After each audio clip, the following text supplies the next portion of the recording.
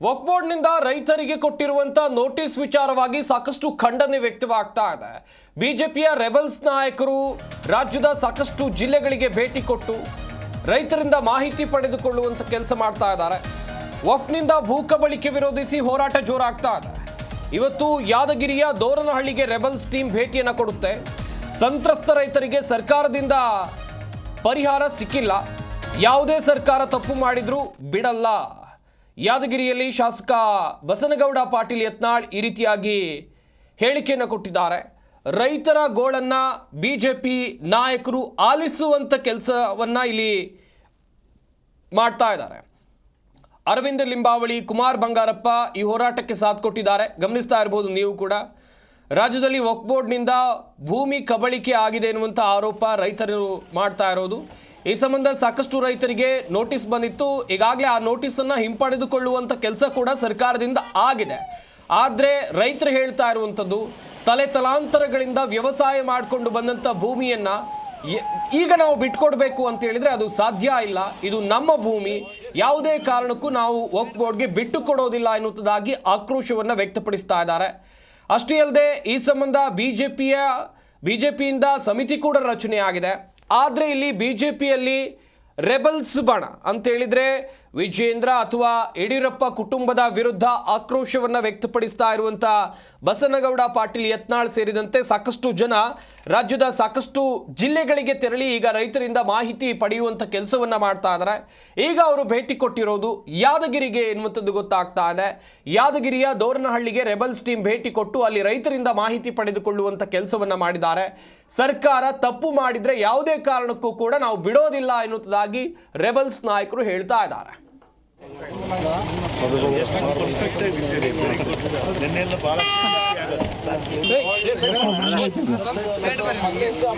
ಕಾಲದಿಂದ ನಮ್ದು ಆದ್ರೆ ಆಗ್ತಿದೆ. ನಮ್ದು ಈಗ 40-50 ವರ್ಷದಿಂದ ಆದ್ರೆ ಹಿರಿಯರ ಕಾಲದಿಂದ ಈಗಾಗಲೇ ನಮ್ಮ ಈ ಒಂದು ತಂಡದ ಮುಖಂಡರಾದಂತಹ ಶ್ರೀ ಅರವಿಂದ್ ಲಿಂಬಾವಳಿ ಅವರು ವಿವರವಾಗಿ ಅನ್ನುವಂಥದ್ದು ಇವತ್ತು ನೀವು ಎಲ್ಲ ಕೇಳಿದಿರಿ, ರೈತರ ಅವ್ರ ಬಾಯಿಂದಲೇ ಕೇಳಿದಿರಿ. ಯಾವ ರೀತಿ ವಕ್ಫ್ ಯಾವ ಆಧಾರಗಳೇ ಇಲ್ಲ ಅವ್ರಿಗೆ, ಏನ್ ಡಾಕ್ಯುಮೆಂಟ್ಸ್ ಇದೆ, ಇದು ವಕಫ್ ಆಗ್ಲಿಕ್ಕೆ ಏನು ಇದರಲ್ಲಿ ಏನಾದ್ರೂ ಮಜಾರ್ ಇದೆಯಾ, ಕಬ್ರಸ್ತಾನ್ ಇದೆಯಾ, ಯಾವ್ದಾದ್ರು ಮಸೀದ್ ಇದೆಯಾ, ಅಥವಾ ಯಾವ ನಿಜಾಮ ಅವ ಬರೆದು ಕೊಟ್ಟಿದ್ದು ಏನಾದ್ರ ತಾಮ್ರ ತಗಡ, ಕಬ್ಬಿಣ ತಗಡ, ಅದು ತೊಗಲಿನ ತಗಡ ಯಾವ್ದಾರ ಐತೇನ್ರಿ? ಏನೂ ಇಲ್ಲ.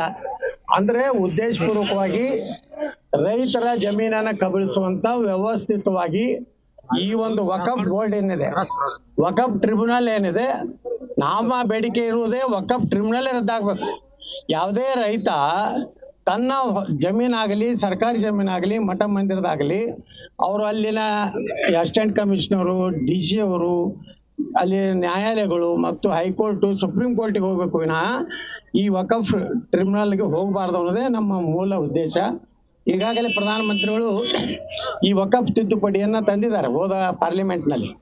ಆದರೆ ಕಾಂಗ್ರೆಸ್ ಮತ್ತು ಅವರೆಲ್ಲ ಮಿತ್ರ ಪಕ್ಷಗಳು ಇದನ್ನ ತೀವ್ರ ವಿರೋಧ ಮಾಡಿದ್ರಿಂದ ಇವತ್ತು ಜಾಯಿಂಟ್ ಪಾರ್ಲಿಮೆಂಟರಿ ಕಮಿಟಿ ಕೊಟ್ಟಿದ್ದಾರೆ.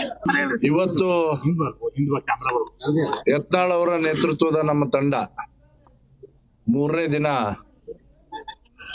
ಯಾದಗಿರಿ ಮತ್ತು ರಾಯಚೂರು ಜಿಲ್ಲೆಯ ವಕ್ಫ್ ಬಾಧಿತ ಪ್ರದೇಶಗಳಿಗೆ, ವಕ್ಫ್ ಬಾಧಿತ ಜನರನ್ನ ಭೇಟಿ ಮಾಡುವಂತ ಕೆಲಸವನ್ನು ಮುಂದುವರಿಸಿದ್ದೇವೆ. ಇಲ್ಲಿ ಯಾದಗಿರಿ ಜಿಲ್ಲೆಯ ಶಹಾಪುರ ತಾಲೂಕಿನ ಪೊಂಗಟ್ಟಿ ಗ್ರಾಮದೊಳಗೆ ನಿಂತಿದೀವಿ. ನಾವು ನಿಂತಿರೋ ಜಾಗ ರೈತರದ್ದು. ರೈತರಿಗೆ ರೈಲ್ವೆ ಇಲಾಖೆಯವರು ಇದನ್ನ ಸ್ವಾಧೀನ ಪಡಿಸ್ಕೊಂಡು ಕೊನೆ ಹಂತದಲ್ಲಿ ಇದನ್ನ ಅವ್ರಿಗೆ ಕಾಂಪನ್ಸೇಷನ್ ಅನ್ನ, ಪರಿಹಾರ ಧನವನ್ನು ಕೊಡುವಂತ ಸಂದರ್ಭದಲ್ಲಿ ವಕ್ಫ್ ಬೋರ್ಡ್ನವರು ಮಧ್ಯೆ ಬಂದು ಅನಗತ್ಯವಾಗಿ ಗೊಂದಲ ಕ್ರಿಯೇಟ್ ಮಾಡಿ ಇದು ವಕ್ಫ್ ಆಸ್ತಿಗೆ ಸಂಬಂಧಪಟ್ಟಿದ್ದು, ಈ ಹಣ ನಮಗ್ ಬರ್ಬೇಕು ಅಂತ ಹೇಳಿ ಯಾವುದೇ ಆಧಾರ ಇಲ್ಲದೆ ಕ್ಲೇಮ್ ಮಾಡ್ತಾ ಇದ್ದಾರೆ. ಇದು ಬರೀ ರಾಯಚೂರು ಜಿಲ್ಲೆ ಮಾತ್ರ, ದಾವಣಗೆರೆ, ಯಾದಗಿರಿ ಜಿಲ್ಲೆ ಮಾತ್ರ ಅಂತ ಅಲ್ಲ. ನಾವು ಬೀದರಿಂದ ಶುರು ಮಾಡಿದ್ರೆ ಚಾಮರಾಜನಗರ ಜಿಲ್ಲೆವರೆಗೂ ಆ ರೀತಿಯ ಪ್ರಕರಣಗಳು ರಾಜ್ಯದಲ್ಲಿ ದೊಡ್ಡ ಪ್ರಮಾಣದಲ್ಲಿ ಇದೆ. ಯತ್ನಾಳ್ ಅವರು ನಮ್ಮ ಬಿಜಾಪುರದಲ್ಲಿ ಹೋರಾಟ ಮಾಡಿದ ಮೇಲೆ ಕೇಂದ್ರ ಸಚಿವರು ಇಲ್ಲಿ ಭಾಗವಹಿಸಿದ್ರು ಮತ್ತು ಜಗದಂಬಿಕಾ ಪಾಲ್ ಜಾಯಿಂಟ್ ಸೆಲೆಕ್ಟ್ ಕಮಿಟಿಯ ಅಧ್ಯಕ್ಷರು ಅವ್ರ ಸದಸ್ಯರು ಕೂಡ ಬಂದು ಮಾಹಿತಿಗಳನ್ನು ತಗೊಂಡು ಹೋಗಿದ್ದಾರೆ. ಇವತ್ತು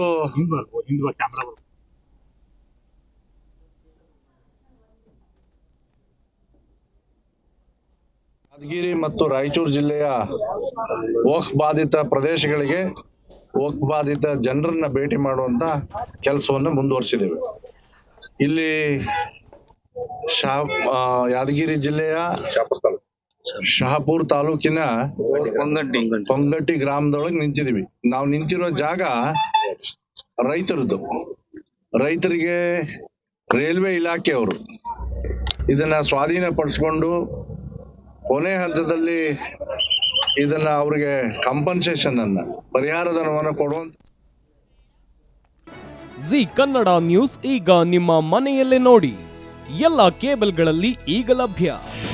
ನಿಮ್ಮ ನೆಚ್ಚಿನ ಜಿ ಕನ್ನಡ ನ್ಯೂಸ್ ಈಗ ಸನ್ ಡೈರೆಕ್ಟ್ ನಲ್ಲಿ number 292, Tata play number 1664, Jio TV number 1334, NXT digital number 30, in cable number 30, city networks 51, U digital number 162, GTPL number 17, Rockline telecommunications number 42, Shri Basaveshwara cable number 168, rural cable network 60, Vinayaka digital 57, Abhishek cable 821, city channel 53, Siddeshwara cable network 57, V4 digital Infotech 628, Surya digital networks 53, Gajanan digital number 836, Malnad infotech private limited number